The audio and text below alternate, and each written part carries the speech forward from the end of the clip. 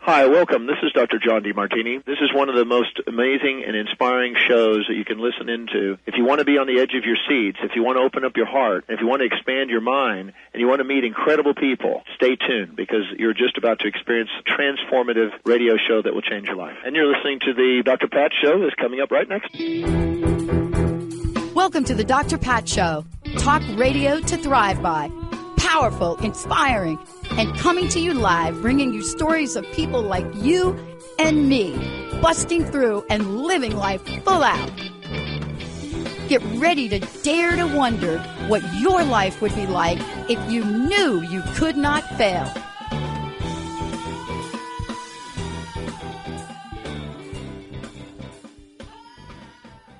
Oh my goodness. Hey everybody, welcome. It's so great to have all of you tune us in and turn us on. Today's show is especially exciting. I mean, it really is a pig. Linda does such a great job in lining up my shows. You know, somehow magically they relate. So the show before, we're talking about what does it mean to be heart-centered leader. But today with Leah Roling, we are really going to get underneath the covers. And what do I mean by that? Is what she does, what Leah does, is she looks at how we show up in the world. She is a thought coach. She's a strategist. She's an author. She's a public speaker. And I love that she's unapologetically imperfect. Totally. Like, who isn't? Well, who will actually admit that they are?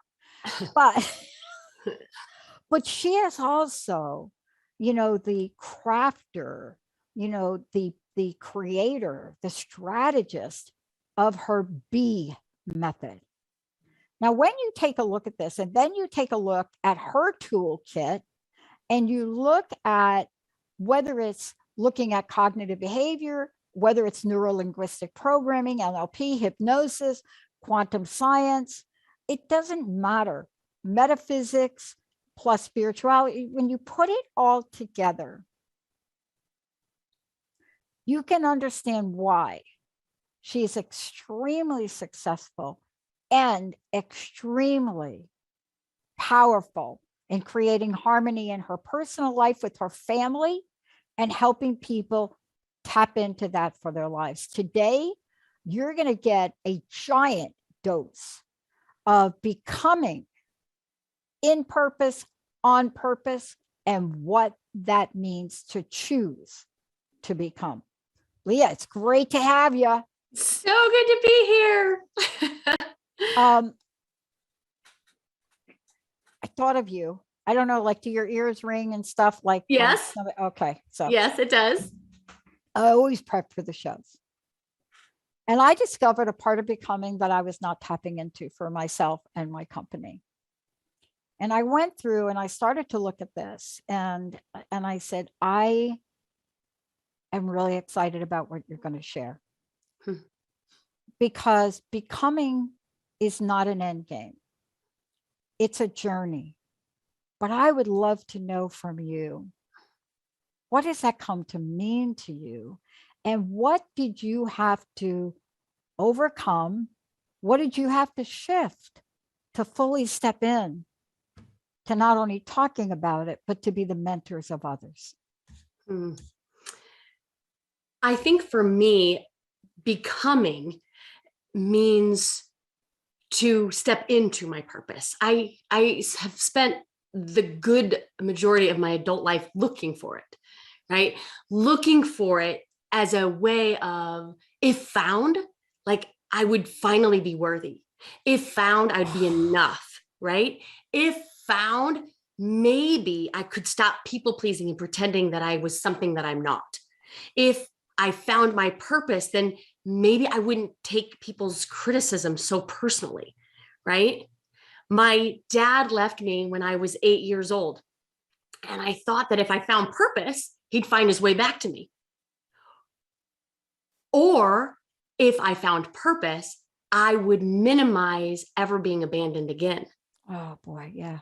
Right. Yeah. And so this 30-year like personal development, self-mastery journey really shaped my becoming, right? It shaped who it is that I am today. And it shaped my exploration in trying to look for ways and tools and strategies to inform our human potential, look for ways as to how it is and why it is that we sabotage, and to create strategies and tools and frameworks and techniques to stop sabotaging. I mean, I've been fired, I've quit, I've been divorced, I've had lots and lots of heartache. I have run away from my life, and personal development brings me right back into it every single time. And so for me, tapping into the tools that I've learned in personal development in hopes that, this show and all that you do, Pat, for the world can kind of bring together this movement of social impact that we get when we become more masters of ourselves and become who it is that we've always been, right? But we just weren't aware of it because we're looking for our purpose outside of ourselves. Yeah. Right? And then sometimes it shows up, by an enlightened moment. And, I'd say enlightened moment, not like a Tibet, like you're a monk in Tibet sitting on a mountain. We call them aha moments in our pop culture now, right? Where we have an aha moment. But one of the things that you help people with is not just recognize you have a aha moment, but then there's usually an action. And we often don't go to the next step, right? That's really where the rubber meets the road. Yep. When you get that aha moment, it's like it's just as right as rain. You know it. And then it ends up somewhere in between your couch cushion. Yep.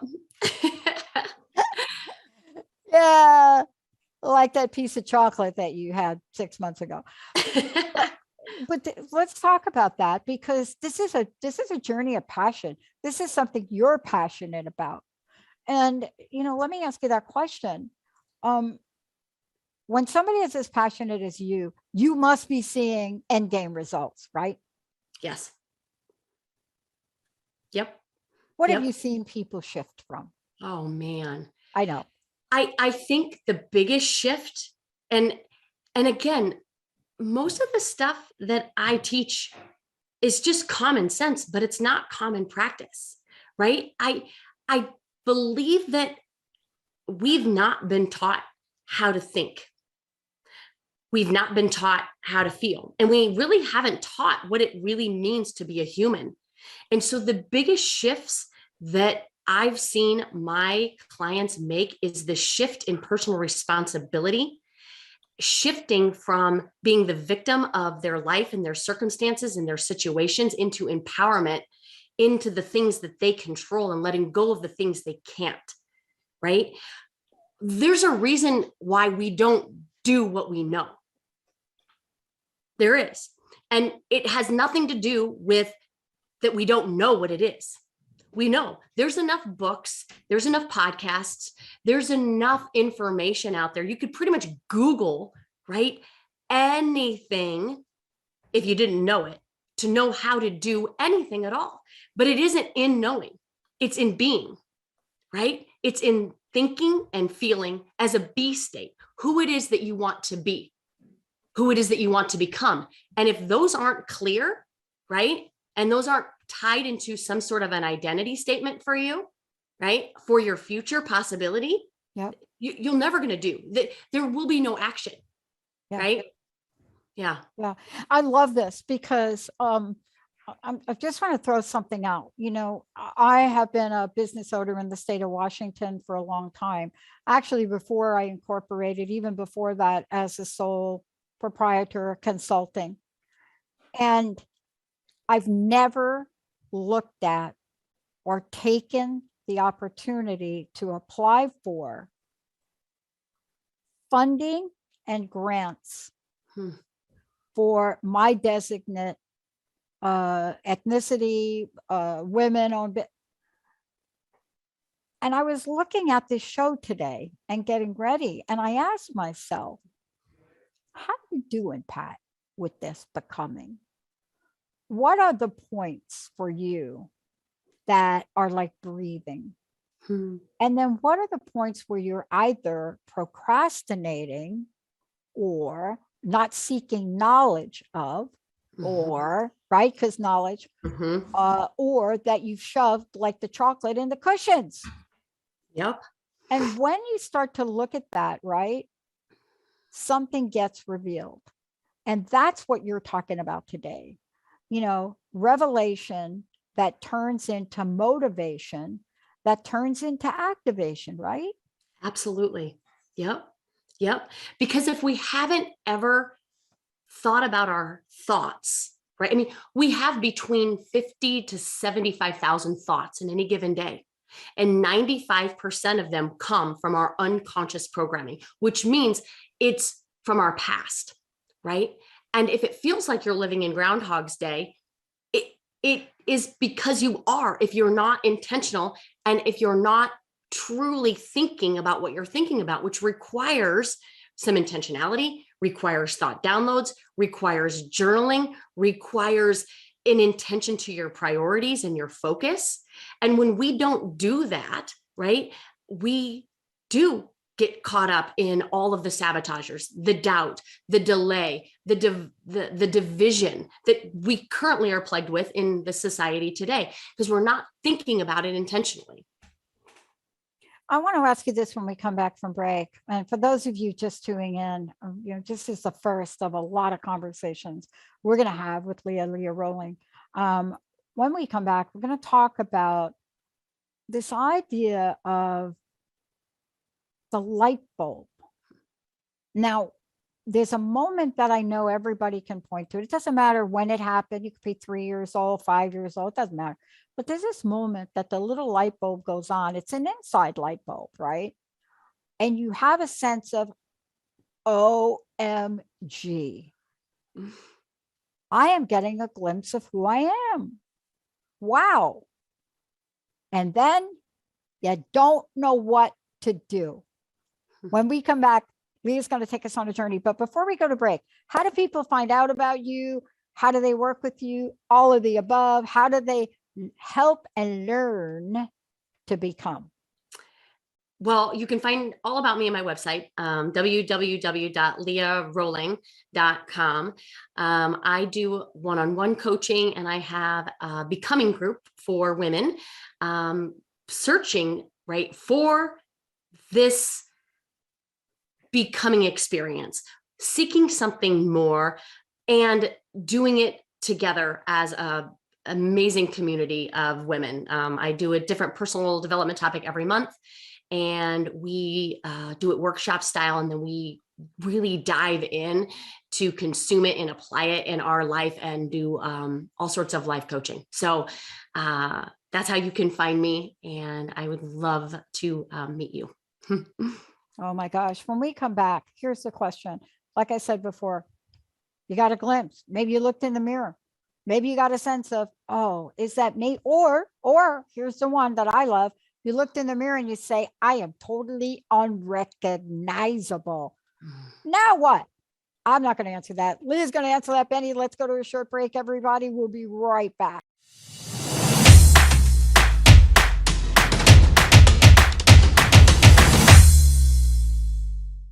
Leah Roling is joining me here today. And, you know, this is really what I love about being able to share with all of you people that have dedicated and are dedicating their lives to helping other people become.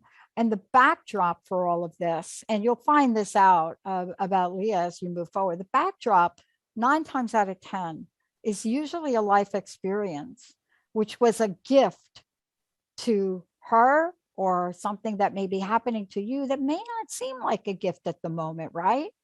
But it then turns out to be your becoming on purpose, your becoming. Sometimes you may get the whole enchilada and get the whole picture, or you may have to take certain steps and get it one minute at a time. Leah, thank you so much for today. Look, I know you're passionate about this journey. And what I've discovered about passion, when I get passionate, it comes from a place that is both within, but somewhere at a higher, whatever you want to call that. Can you talk about this idea when you get that, I'm getting a glimpse of who I am. Now, that thing in the mirror that I did, that was not a glimpse of who I was. That was like, oh my gosh, that is not the you I thought you were. Mm-hmm. That's not even, take us through when we get this glimpse of knowing who we are. Because 9 times out of 10 for me, even though I've gotten a glimpse, boy, I've had to get some guidance to figure out, do I get off the couch now? Mm-hmm. Right? Right. I think for so many of us, myself included, the biggest thing into stepping into that purpose is to think about your life and your mindset with an abundant lens. And what I mean by that is so many of us are thinking about our life based on our experiences, and because of the brain, right? It looks for scarcity. It looks for the negative. It looks for things that you should watch out for, right? And so when we think about our future and our possibilities and our potential, right? So many times we shut down because we don't believe that we're capable. And so the biggest thing that I find in my clients and even in my own becoming was my belief. And I think it's a failure to believe in 3 things. I think it's a failure to believe in something bigger than yourself, whether you call it God or universe, or even like for me, my mom. Yeah, right? Exactly. And she believed in me when I had no business believing. Yeah. Right. And so sometimes I have to borrow her belief. Yeah. Right. And the other 2 beliefs is just the belief in your capabilities and your belief in your commitment. Because you have a bunch of evidence, you have a bunch of stories that you've told yourself where you haven't followed through. You haven't been a person of your word. And you make that mean that you're not capable of ever being that person. And what I want to remind everyone listening is that what happened in your past is not an indicator. It never is, of what is available for you in your future. The only thing that is required for your future, right, is you championing consciousness. Yeah. That's it. Always. Yeah. I love that you brought that up, because you see, that part of the journey we don't talk about. And if you've never entered the realm of this is something that you have to learn with another person. You learned it from your mom. I will tell you that, you know Linda, right? Yeah. I know you've talked to Linda. She's so great. Linda's my best friend. She's been my best friend since 1972. Her family basically took me in so many ways. Everything from Joan teaching me how to set the dining room table, right? But but she never wavered in her belief for me at all, ever. You know, even when I declared I was going to get a PhD, and here I was, and then I said, I don't even know what it is. And I didn't even have an undergraduate degree, but she never wavered. And her answer to me was, of course you will. Now, it really leads to this next question for you, because there have been points in my life, and I wonder if you've had these too, where we've been around people that were not supportive. And you said this earlier today, we have been put in a situation, and we talked about this. We've been put in situations now where people have had to be in homes together, never spending that much time together. But there is an impact from the people we also put ourselves around, isn't there? 100%. Yep. And they will either help us move along, or help us reflect. But all of this, as you call it, is in the art of the study of self, isn't it? Yep. Yep. Yeah. That Yeah, never ends. that never ends. That never ends. And the people that we are being put into in these times in this way, what I'm going to put in parentheses, difficult, because there's no such thing, it's just a thought, but these difficult people, right, they are our best teachers. Oh yeah. Right, they teach the easy ones, like your friend Linda, like they're easy, right?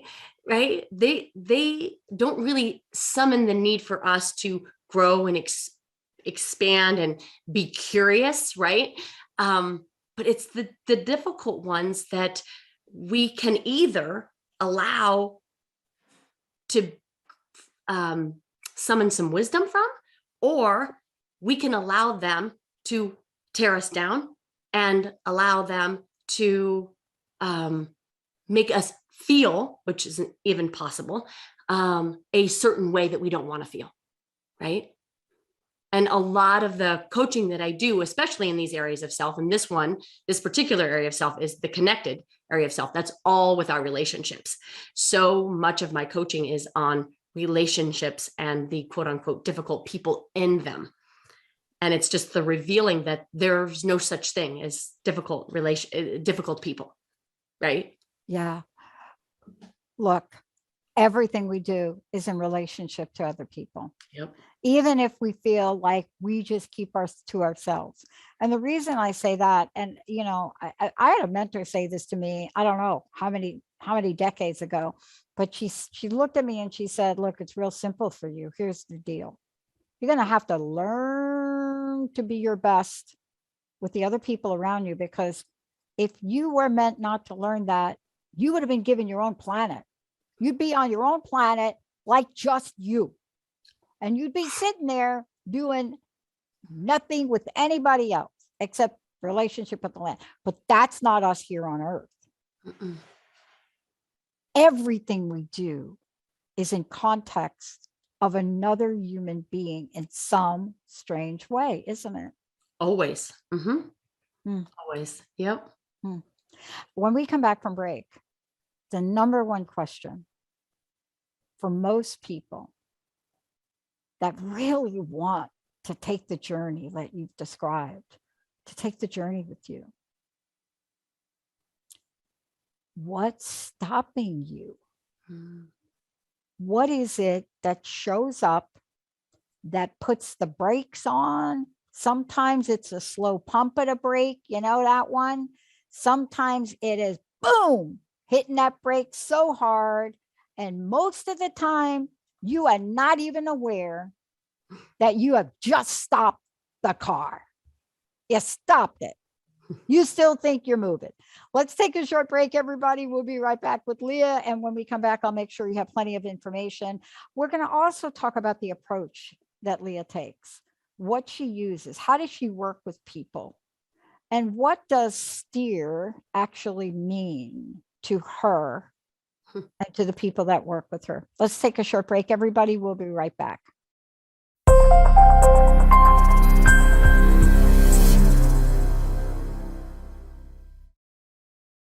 Becoming in purpose and on purpose with Leah Roling joining me here today.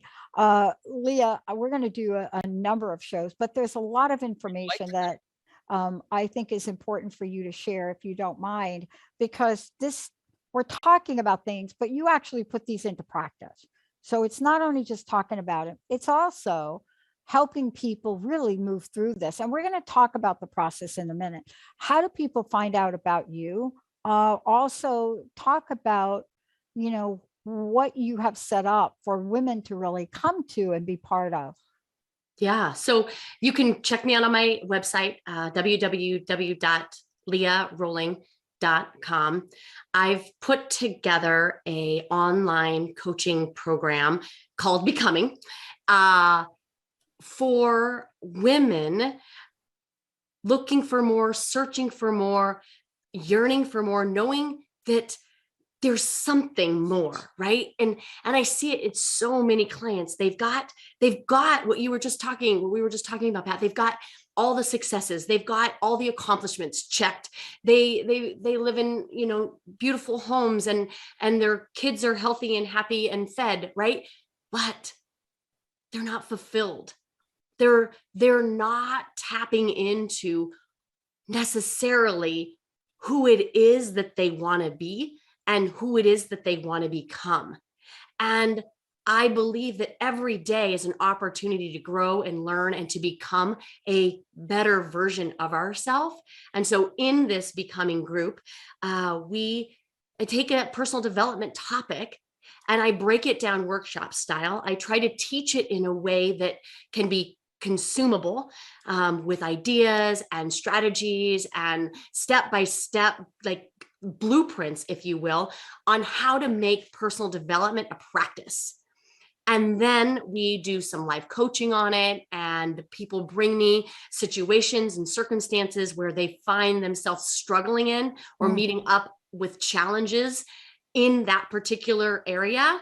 And just hearing coaching, just hearing different perspectives and different ways to think about things is gold, is money. And it's such an amazing group, and I'm so thankful for everyone in it, and I'm thankful to be part of that community. Yeah. There are so many things that come to mind, but one of the things that I really find is so important to really speak with you about and have you talk about is the fact that becoming is a journey and a process. And so it makes sense that your approach to it would also be a process, would also be a journey. The way you set it up, the way that you're able to talk with people and take them through step by step and phase by phase. Tell us about how you go about this. Tell us about your approach. So the main framework that I teach is a framework that I learned a little bit from Brooke Castillo's Life Coach School. And I've intertwined different lessons and psychology and human behavior traits from, I mean, some of my very favorites, the Joe Dispenzas of the world, the Amma Goswamis, the Bruce Liptons. And I've put it into a framework so that people can understand how it is that we think and what does it mean to be human. And so that model is what I call the STEER model. And each letter, obviously, it's an acronym. Each letter stands for our humanness, right? The S is for the situation or circumstance, right? And what I try to get my clients to see is that it's neutral. It's neutral, meaning that the only reason we give meaning to it is because of our thinking. And our thinking is always optional, right? And so if we can dissect and delineate between the S in our life and the T in our life, we can become more empowered in every single situation. The T then, of course, is for our thinking, right? And again, thoughts are not facts. They're not, right? We think they are because they seem very believable to us. And it's only because we have lots of confirmation bias and lots of evidence to confirm that they're right? But nonetheless, they're not facts, right? Facts would mean that a court of law would determine it as a fact, and every single person would agree, right? Yeah. And our circumstances include not only just things that happen to us, but life itself and other people. Other people are they go in the S line, right? Which means that they're out of our control. I'll never forget. I was at a conference once, and this was like a decade ago, and this lady, this up and coming lady, huge disruptor in the personal development space, was talking about our roles as moms, and she basically said that we don't. And I'm not quoting her perfectly, but she basically said that we don't source our kids' happiness, and I was like, the heck, I don't. And for me, that was such an aha moment because I'm like, oh my gosh, she's right. I don't. I'm the S in their model too, right? And freedom from that responsibility to source their happiness gives me the freedom to allow them to experience their life as they should. The ups and downs, the 50-50 of what this life is, right? And then I don't have to get so uptight that they're having a bad experience. I don't have to mirror their bad day because that does nothing for our relationship, right? So T is for thinking, E is for emotions. Here's something that is fascinating. The only reason that any situation or any circumstance creates any sort of anguish for us, overwhelm for us, frustration for us is because of the meaning that we give it to it with our thoughts. We don't have a feeling, right? We don't have an emotion unless we have a thought. All of our emotions, overwhelm, frustration, anger, despair, all of them, they all come from our brain. And so if we can really learn to master our brain, we can learn to master our emotions. And our emotions are the fuel for our A. And what I mean by A is our action line. We talked earlier in the show that we don't do what we know. We do who we are as a state of being. And the T and the E create our state of being, which is the B method that I've created. But all of our action is fueled by how it is that we're feeling. So we've got to stop fining our life away, right? For me, that was my epitome. I was sick and tired. My demarcation line in the sand was, I'm done fining. I'm done pretending that I'm fine when I'm not. Because when I pretend that I'm fine when I'm not, I miss an opportunity to heal what's in me that needs to be healed so that I can progress to the next level, right? And then the last letter of the steer model is R, right? And our results, you guys, are always proof of our original thought, right? Our thinking creates this feeling. This feeling fuels how we show up in our life, and how we show up in our life ultimately creates our results and our experiences. So our thinking and really needing to create a framework for understanding what that looks like is paramount in understanding why it is that you either have the results that you want in your life or don't. Yeah. Yeah. And you know, what you're talking about is when you have that level of, I don't know what you want to call it. I mean, I use like learn words in like that I live with, like an aha moment, right? Yeah. Yeah. I don't walk around saying, oh, I had an epiphany or an awakening. Although sometimes when it's big enough, I'm like, oh my gosh, you got to do it. This is like the stupidest thing that I just discovered that's so big. But part of what you and I were talking about too had to do with a lot of times when you make a discovery, at least this is my experience, and thank you so much for walking us through your approach, your model, because people want to know, like, I'm going to work with you. What's your approach? How are we going to move together? Even if they don't say to you, Leah, oh, tell me your approach. They want to know, how are you going to get me from here to here? The other part of this too, I'd like to ask you about is, it is so transformative, transformational, what you've just expressed, right? Because it re-engages you at different points of time. It re-engages you to re-look at a result, or it re-engages you, so to speak, to look at a thing. Let's just call it a thing. Yep. Right? Like this morning, big aha moment for me when I started to go through your questions and ask, and I said, well, I should ask myself that question. What it pinpointed to me was not something that wasn't already in me, but something that needed an invitation to be brought forth. Does that make sense? Yes, it does. It's beautiful. Yeah. Mhm. And isn't that what your process does? Isn't that why it's so effective? Because it's effective because it provides invitations at multiple points in time about multiple stages of the model, and it allows us to rethink ourselves, right? Yeah, 100%. I had said earlier that 95% of our thoughts are from our unconscious thinking, in the past thinking. And if we continue to think that way in the past, we'll continue to create those same results, right? You find your T in your R every time in the future. So you can pretty much hijack that model wherever. If you're overwhelmed, we put overwhelm in the model, in the E line. And the default model, right, which is the one that's not conscious, which is why we have to champion that consciousness and create intentional models, right, that we can then create habits with. All a habit is a memorized model.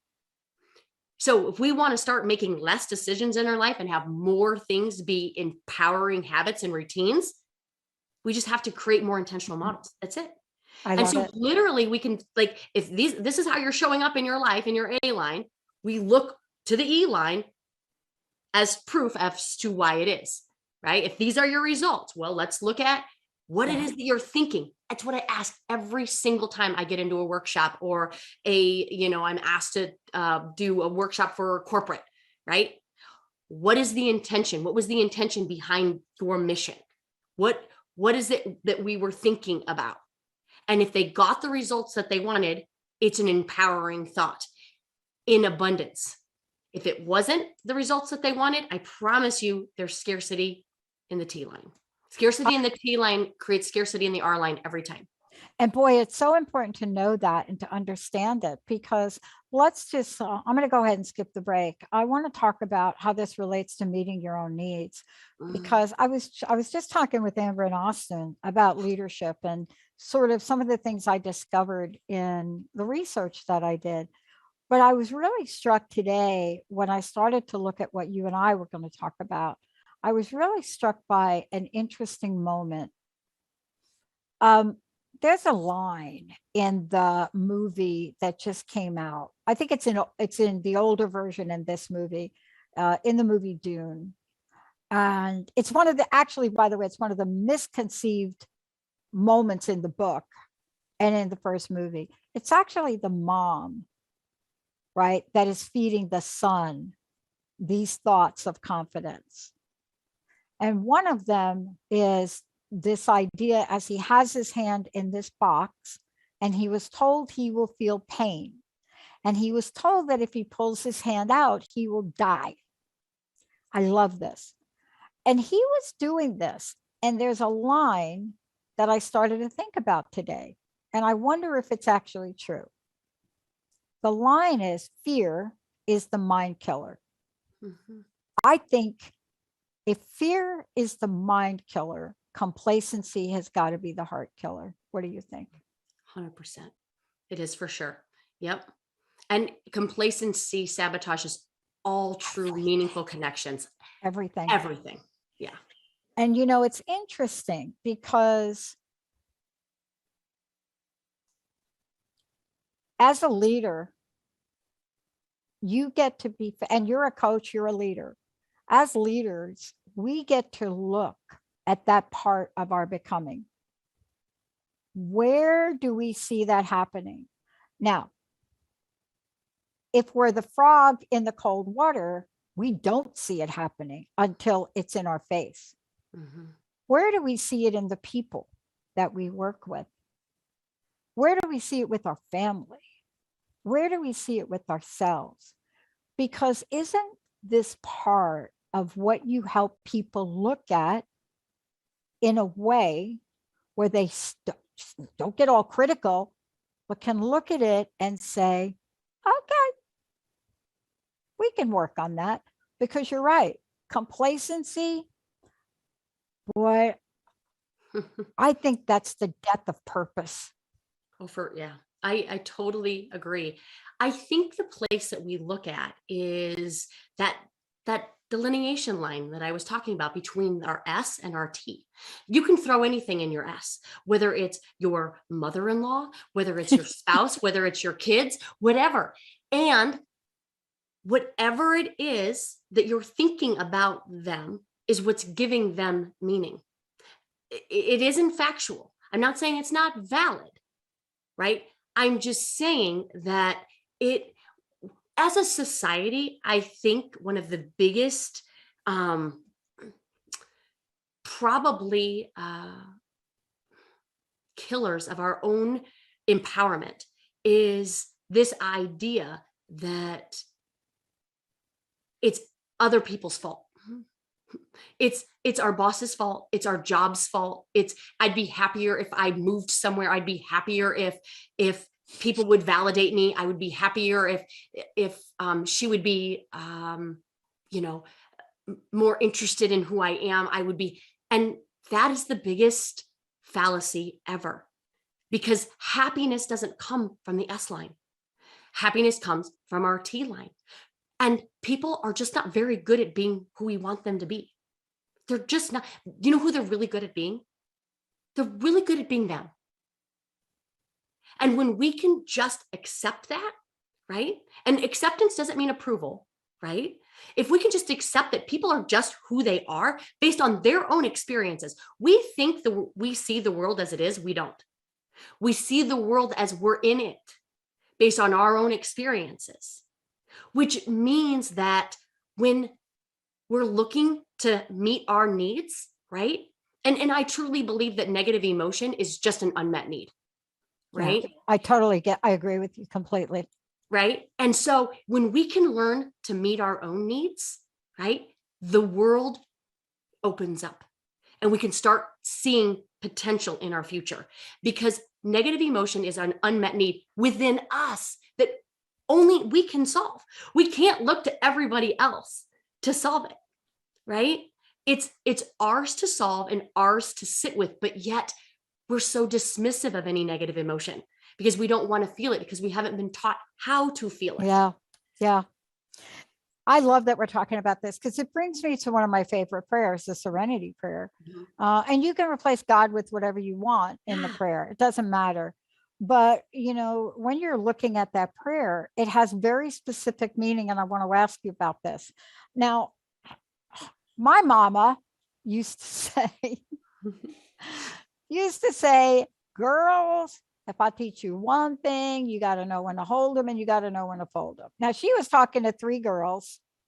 Most of us didn't even understand half of what she was saying, but she would say it over and over again until there was a point in our life when we'd have a moment and we would just see her face and say, oh, that is when, that's what she meant. But there's something really interesting that happens, and I want to talk with you about it. Nobody said that we wouldn't have to make tough love decisions, right? Right. And I say tough love decisions because I don't believe there are any tough decisions. Right. But the Serenity Prayer is interesting because what it really points to is it points to the fact that simple prayer, right? It's real simple. It's God, universe, grant me the serenity to accept the things I cannot change. So let's start there. Mm-hmm. Courage to change the things I can, mm-hmm. and wisdom to know the difference. And yep. That is, this is what I was thinking about this morning with you, that I had the big aha moment is, holy cow, I am rolling a boulder up a hill around something I can't change. Mm-hmm. And if I'm expecting someone to do something, perform in a certain way, meet a standard of expectations, and you've said it over and over to them. My mama used to say, you cannot get grapefruit from a hardware store. So we have to be able to look at that and say, wow, I've got a tough decision. Do I continue to have something happen in my life that doesn't meet my personal value standard? Mm-hmm. Or do I have to change it, Leah? What do you think? Well, I think you have to look at it with that lens, through that lens. You either have to have discernment to change the situation, hold your boundary, right? Not expecting other people to uphold it, your boundaries for you to hold, or change your thoughts about it. right? Right? For those out there that struggle with your in-laws and you're just sure that if you could get me on the phone, you'd be like, no, Leah, you don't understand. My in-law is this and this and this. I would still tell you, nope, your in-law is neutral. Your in-law is neutral. I bet you her mom likes her. So in a court of law, that's not going to hold up that she's not likable. You don't like her. So that work is your work to do. Why is it that you don't like her? And this is what always comes out. You don't like who you are when you're with her. Yeah. Right? So in that situation, you really can't change. You can't swap the S, right? Like you wouldn't necessarily always want to just find a new replacement mother-in-law. If you can't change the S, guess what has to change? You. Oh my God. Look, we're going to talk about this in so much more detail, so much more. One of the greatest moments I had around that is with my table tennis coach. He is tough. He will say some things to me in a public forum training me, and I love it. I don't care what he's saying, right? If he says to me in broken English, what are you doing? Why can't you get from over there to over there? That's like 6 inches. You can't move from over there to over there. No, I'm not going to hit the ball slower. You got to get from over there. And 5 people in the room will hear it and come up to me later and say, why do you take that from him? And I'm like, take what? Yeah. We're going to talk about that in future shows. What's green in my pasture may look like a desert in yours. And what you're helping us with today is understanding what our field is all about, what is ours to change and what is not. And you have an amazing process. Leah, thank you so much for today. Please tell people how they can find out more about you. Please tell them one more time. Yes, of course. www.leahroling.com. You can contact me. I do 20-minute strategy sessions on pretty much any topic. You can just throw it at me, right? And then you can find more information about our Becoming group. If you are wanting if you're wanting to make personal development a practice this year, like if this is the year you've finally decided, you know what, I matter, dang it. And I want some tools in a community where I can really take personal development to the next level and really explore who it is that I am, my purpose on purpose, right? I would invite you to give that look and join us this year, because you matter, because you do. I love it. And I love what you said. Personal message, Leah. What do you want to leave us with today? Oh, man. I think for me, my biggest message as I am, writing and praying and putting out my intention in the world is we've got to stop being mean. This division that's happening in our country, in our world right now. If not us, who? If we don't start being kinder, which means we just have to have a no judgment tolerance, right? And not just a no judgment tolerance and that we're going to be passive when other people are being mean, right? When we just sit and listen to it, but we don't quote unquote partake in it. No, we need to draw a line in the sand and be like, nope. We need to talk about the future and ideas and goals and positive, or I'm out. I'm walking away.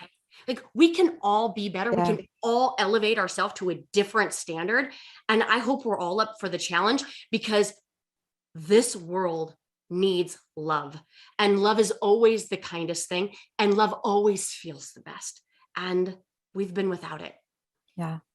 And by the way, tough love doesn't mean that you're tough about it. It just means tough love is those really hard decisions. Yep. Really hard, that builds such strength in your heart.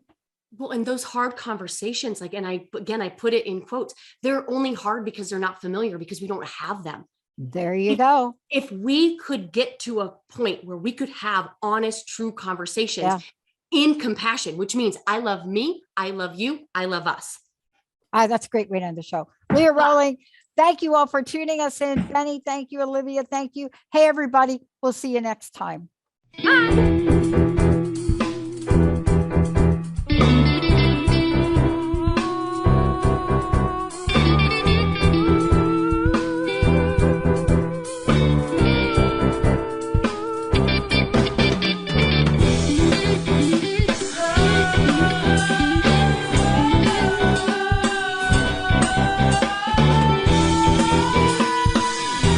Bye.